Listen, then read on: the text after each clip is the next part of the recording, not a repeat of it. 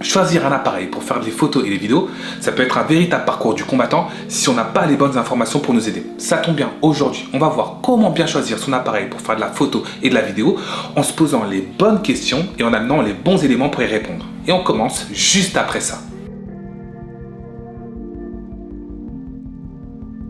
Bonjour, bienvenue sur la chaîne Synapse, chaîne où l'on parle de photos, de vidéos, de matériel, mais également de business à travers des tutoriels que tu pourras retrouver chaque semaine et qui sont là pour t'aider à progresser gratuitement. Aujourd'hui, on va voir comment répondre de manière simple à l'une des questions qu'on se pose souvent quand on fait de la photo et de la vidéo. Comment bien choisir mon appareil ? Pour avoir longuement échangé à ce sujet avec des photographes et des vidéastes, qu'ils soient amateurs ou professionnels, j'ai pu me rendre compte que derrière cette question se cachent en fait trois autres questions. La première, elle est légitime et elle est liée à ton budget. Quel appareil je dois choisir qui va rentrer dans mon budget ? La deuxième, elle est liée à la qualité de tes productions. Quel appareil je dois choisir pour avoir des images de qualité et donc pour rentabiliser l'argent que j'aurais investi. Et puis la troisième, je trouve qu'on se la pose un peu moins souvent alors qu'elle est tout aussi importante que les deux premières, elle est liée aux besoins. Quel appareil tu dois choisir et qui correspond à tes besoins. Pour moi, trouver l'appareil qui va te correspondre constitue à trouver le juste milieu entre ces questions et entre les réponses qu'on va y amener. Ça tombe bien, ce que je te propose donc dans cette vidéo, c'est de prendre ces questions une par une, même si elles sont intimement liées, de les analyser et de voir comment on peut les adapter à tes attentes. Selon moi, la première question à laquelle il faut répondre, c'est la question liée à tes besoins. Pour moi, l'une des meilleures manières d'être frustré et déçu suite à l'achat d'un appareil photo et vidéo, c'est d'en choisir un qui ne corresponde pas du tout à tes besoins. Connaître tes besoins dans un premier temps, ça va te permettre de faire le tri parmi la grande diversité d'appareils photo et vidéo qui circulent sur le marché. Si tu me permets cette comparaison, pour moi les appareils photo et vidéo, c'est un peu comme les voitures. Même sans être un grand connaisseur, je sais qu'il y a des voitures de course qui permettent d'aller plus vite que les autres. Il y a des 4x4 par exemple qui permettent de circuler sur tout type de terrain. Il y a des Smart qui permettent de circuler facilement en ville. Puis il y a des monospaces également qui permettent de transporter facilement toute une famille. Personne n'irait acheter une voiture sans connaître ses besoins. Et bien pour un appareil photo et vidéo, c'est à peu près la même chose. Ça va être bateau ce que je vais dire. Mais connaître ses besoins, ça va te demander d'aller sur le terrain, de pratiquer et de construire une expérience dans le domaine. Et crois-moi, à partir du moment où tu vas avoir un appareil dans les mains, il y a des questions qui vont s'imposer à toi naturellement comme qu'est-ce que tu aimes prendre en photo? Qu'est-ce que tu aimes prendre en vidéo? Comment tu aimes le prendre? Est-ce que toi tu aimes bien faire du contenu lié au sport, à la mode, au paysage? Est-ce que tu vas utiliser ton appareil photo souvent ou de temps en temps? Est-ce que tu aimes bien travailler de jour, de nuit ou dans les deux types de conditions lumineuses? Certains vont répondre à toutes ces questions très rapidement et puis pour d'autres ça va demander beaucoup plus de temps. Mais que ça soit rapide ou lent, il faut respecter une certaine phase d'apprentissage. Si ce n'est pas le cas, tu peux faire des achats impulsifs et donc céder à ces pièges, céder à ces raccourcis qui laissent croire qu'avoir un matériel cher, avoir un matériel récent, ça va forcément te permettre d'avoir rapidement des résultats de qualité. Et justement, le fait d'évoquer cette qualité, ça nous amène naturellement à la deuxième partie. Quels sont les éléments qui vont permettre d'assurer cette qualité ? Pour commencer à parler de la qualité, il faut qu'on s'attaque tout de suite à certaines idées reçues. Beaucoup vont penser que la qualité des images qu'on va produire va dépendre essentiellement de l'appareil qu'on va posséder. Beaucoup vont penser qu'un bon photographe, un bon vidéaste, a forcément un matériel dernier cri qui coûte cher. Si je suis cette logique-là, je me dis maintenant que plus mon appareil va coûter cher, plus mon appareil va avoir des innovations, plus je crée du contenu de qualité. Pour moi, c'est une logique qui est totalement fausse. Mais suivre cette logique-là, ça peut t'amener à rencontrer trois grands problèmes. Le premier, c'est de la frustration. Tu vas te dire, j'ai le même appareil que lui, j'ai le même appareil que dans la pub, j'ai le même appareil que ce professionnel, pourtant, j'ai pas les mêmes résultats. Le deuxième problème que tu peux rencontrer, c'est de la stagnation. Comme tu n'as pas les mêmes résultats, allez, j'arrête. Et puis le troisième, c'est des dépenses trop élevées. Tu vas payer un appareil avec des options que tu ne vas pas forcément utiliser parce que tu n'as pas bien ciblé tes besoins. Donc pour éviter de rencontrer ces problèmes, selon moi, il faut très rapidement qu'on puisse identifier tous les paramètres qui vont jouer sur cette fameuse qualité que tout le monde recherche quand il va acheter un nouvel appareil. Selon moi, dans les paramètres qui vont jouer sur cette qualité, on peut faire deux grands groupes. Le premier, c'est tous les paramètres qui ne vont pas du tout dépendre de ton appareil. Et puis le deuxième groupe, c'est à l'inverse, les paramètres qui vont directement dépendre de ton appareil. Pour ces paramètres qui ne dépendent pas du tout de ton appareil, je pense qu'on peut en citer deux. Le premier, c'est ta technique, et on l'oublie souvent. Quand je parle de technique, c'est notamment ta maîtrise de la lumière, ta maîtrise du cadrage, ton timing, c'est-à-dire de prendre la bonne photo, la bonne vidéo au bon moment en fonction de tes attentes. Mais je pense aussi à tous les outils de post-production. Tu peux avoir le meilleur appareil du monde, mais si ta technique n'est pas bonne, tu vas prendre beaucoup de temps à avoir des résultats de qualité. Au pire, tu les obtiendras jamais.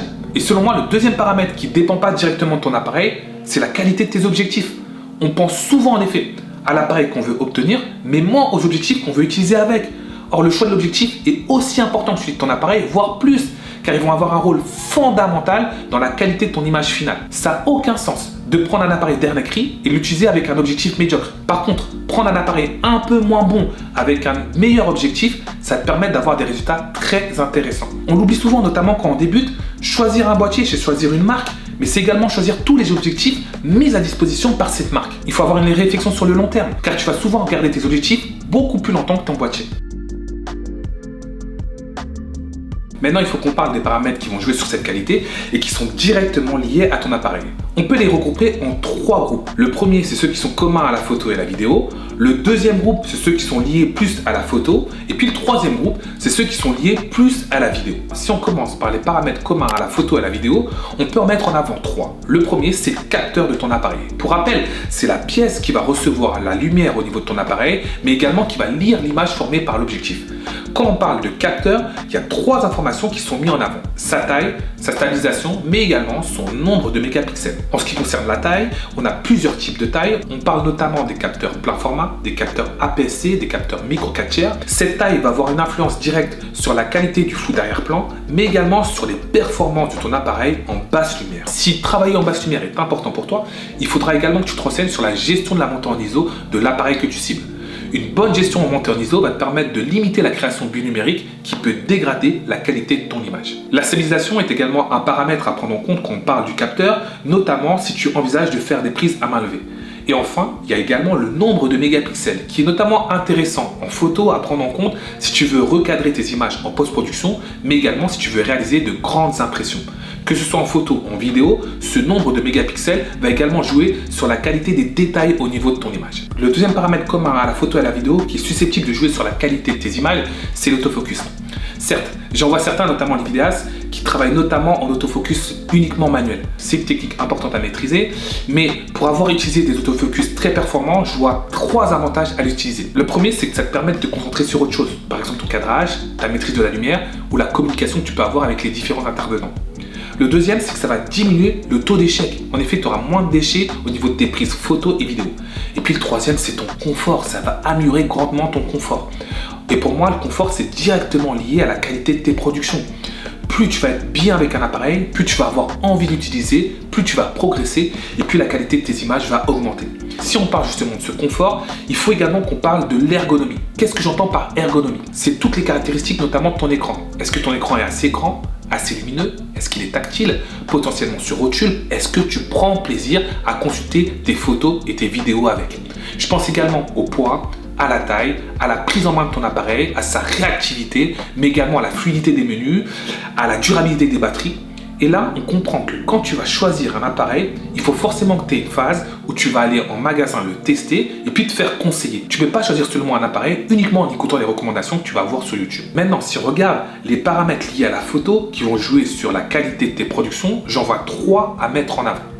Il y a les modes PASM qui vont permettre de confier ou non certains réglages à l'appareil pour collaborer avec lui dans certaines conditions. Le deuxième, c'est la possibilité d'utiliser des formats RAW qui possèdent plus d'informations que les formats JPEG et qui vont permettre de donner une grande liberté, notamment si tu veux retoucher tes photos en post-production. Le troisième, c'est les informations qui sont liées à la rafale, qui sont importantes, notamment si tu vas travailler avec des sujets qui sont en mouvement. Pour les vidéastes maintenant, il y a selon moi 6 informations à regarder et qui peuvent jouer sur la qualité de tes productions. Le premier, c'est la résolution de ton image. Il faut vérifier que ton appareil est capable de filmer en 4K notamment, et si c'est le cas, vérifier si c'est avec ou sans recadrage. Le deuxième paramètre à vérifier, c'est la cadence d'image, c'est-à-dire la capacité de ton appareil à filmer ou non au ralenti et dans quelle mesure. Est-ce qu'il est capable de filmer uniquement à 25-30 images par seconde ou monter à 60, 120 images par seconde, voire plus. Le troisième paramètre à vérifier selon moi, c'est le débit vidéo, c'est-à-dire c'est la vitesse d'écriture de tes fichiers sur ta carte SD. Ce débit vidéo va avoir une influence sur la qualité de tes images, mais également sur le poids de tes fichiers et donc sur le type de carte SD à choisir. Attention, certaines cartes SD coûtent très cher et c'est un achat qu'il faut anticiper quand tu vas acquérir un nouvel appareil. Le quatrième paramètre, c'est les profils d'images présents, notamment si tu veux étalonner tes images en post-production. Vérifie bien la présence de format log, voire de format RAW si c'est le cas. Attention, à l'organisation de travail que demande un format RAW qui est beaucoup plus lourd notamment que celui d'un format log. Le cinquième paramètre à vérifier, c'est la présence d'outils d'aide qui vont te permettre de vérifier la qualité de ton image, notamment en termes de mise au point et d'exposition. Je pense notamment au Zebra et à l'histogramme pour l'exposition et au focus picking pour la mise au point. Ces différents outils sont d'une grande aide sur le terrain. Le dernier paramètre à prendre en compte qui va jouer sur la qualité de tes productions, c'est notamment les différentes connectiques présentes. Au vu de l'importance du son en vidéo, vérifie au moins la présence d'une prise micro, voire d'une prise casque. Vérifie aussi la présence de prises HDMI et ou USB pour brancher des accessoires au niveau de ton appareil. Donc maintenant qu'on a vu les différents paramètres qui vont jouer sur la qualité, aussi bien en photo qu'en vidéo, ton travail ça va être de trier ces paramètres, mais également de les hiérarchiser du plus important au moins important pour toi, et pourquoi pas de faire des concessions. Et c'est le juste milieu entre ce travail de tri, de hiérarchisation, mais également de concession, qui va te permettre de cibler le bon budget. Il va falloir maintenant payer ces différentes caractéristiques qui vont jouer sur la qualité. Certaines vont se retrouver de manière assez commune dans tous les appareils. Je pense au mode PASM en photo ou sinon à la Full HD en vidéo. C'est pas eux qui vont vraiment avoir une influence sur le prix. Par contre, d'autres vont être beaucoup plus spécifiques. Ils vont se trouver uniquement dans certains appareils. Je pense notamment à la 4K 4 de 10 bits à 120 images par seconde en vidéo ou le fait d'avoir une rafale extrêmement élevée. Ce sont notamment ces caractéristiques-là qui vont faire gonfler le prix et qui vont être mises en avant dans les différentes démarches commerciales entreprises par les marques. Par rapport à ces paramètres qui vont jouer sur la qualité, il faut être capable de se poser 4 grandes questions pour bien situer son budget. Est-ce que je vais souvent les utiliser ? Est-ce qu'elles vont me permettre de gagner du temps en améliorant notamment mon organisation de travail sur le terrain ou en post-production? Est-ce qu'elles vont améliorer mon confort de travail? Et est-ce qu'elles vont me permettre d'augmenter la qualité de mes productions? Si tu n'es pas capable de répondre clairement à ces 4 questions, il y a 2 risques. Soit tu vas faire un achat qui ne correspond pas à tes besoins, soit tu vas faire un achat qui n'était pas nécessaire. Et dans tous les cas, tu risques de perdre de l'argent. Et c'est en ayant ça en tête que je me permets, dans cette partie consacrée au budget, de te parler du marché de l'occasion. Aborder le marché de l'occasion va te demander plus de temps parce qu'il va falloir éplucher les offres, il va falloir également te déplacer pour aller tester le matériel, mais je pense qu'en étant patient, tu peux faire de très bonnes affaires. Je ne vais pas également faire une partie sur le budget sans te faire des propositions d'appareils en fonction de ton budget. Pour faire ces propositions, je me suis donné 4 paliers de réflexion.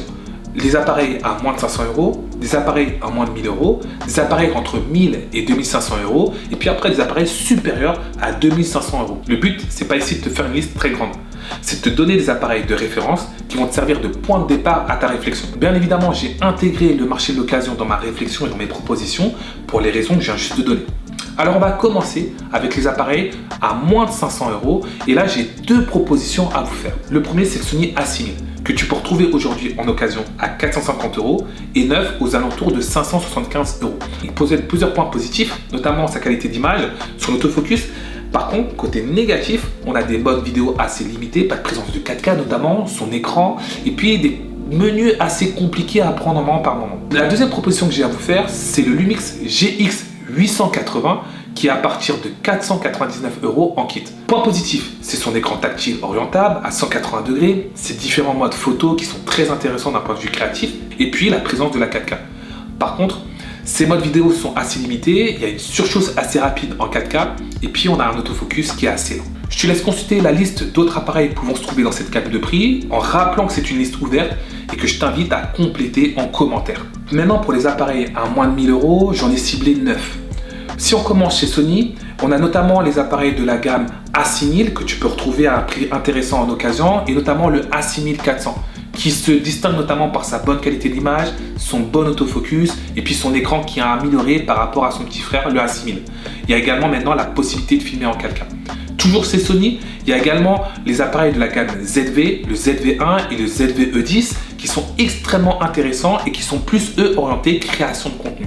Chez Panasonic, 2 appareils à mettre en avant, le GX9, très intéressant, très bon rapport qualité-prix. Si on prend en considération le marché de l'occasion, il y a forcément le GH5 qui se retrouve aujourd'hui assez facilement à moins de 1000 €. Cet appareil qui est de référence dans le monde de la vidéo est encore très bon en 2022 et on ne peut pas passer à côté pour un budget de moins de 1000 € pour ceux qui veulent se lancer dans la vidéo. Chez Fujifilm, une large gamme d'appareils sont disponibles à ce budget, mais on peut notamment citer le XS10 qui possède des caractéristiques qui le rendent intéressant aussi bien en photo et en vidéo, et on peut également citer le XT200. Enfin, chez les 2 gros constructeurs historiques, on a deux appareils extrêmement intéressants, respectivement chez Nikon le Z50 et chez Canon le nouveau EOS R10, très intéressant. Pour un budget entre 1000 et 2500 €, on va encore trouver une large gamme d'appareils disponibles. Ici, par contre, certains pourront être envisagés dans une activité professionnelle comme boîtier principal. Le fait de choisir un appareil plus que l'autre va dépendre de l'affinité que tu vas avoir avec la marque et de sa philosophie, mais également, comme on l'a dit plus haut, ça va dépendre de la gamme d'objectifs disponibles. Ça serait dommage d'investir une telle somme et de ne pas choisir des objectifs qui vont te permettre d'exploiter à fond ton appareil. Le choix va également dépendre des différentes options mises à disposition entre les différents appareils que tu cibles. À noter également que dans cette gamme de prix, on va encore retrouver beaucoup d'appareils hybrides qui montrent la place importante qu'ils ont pris dans le marché. Et s'il y a bien une marque qui a bien anticipé la place que les hybrides allaient prendre dans le marché, c'est bien Sony. Donc c'est pas étonnant de retrouver chez Sony un grand nombre de choix disponibles. Dans cette gamme de prix, tu vas tout d'abord retrouver des appareils à capteur APS-C qui vont se distinguer par leur taille et leur poids assez faible, mais également qui vont t'offrir une très bonne qualité d'image. Je pense notamment au A6600 ou encore au A7C. On va également retrouver des appareils possédant des capteurs plein format, ceux de la série R plus tournés vers la photo, et là on peut notamment citer le A7R3, ceux de la série S plus tournés vers la vidéo, et dans cette gamme de prix on pense notamment au A7S2. Enfin, on va retrouver l'indétrônable A7 III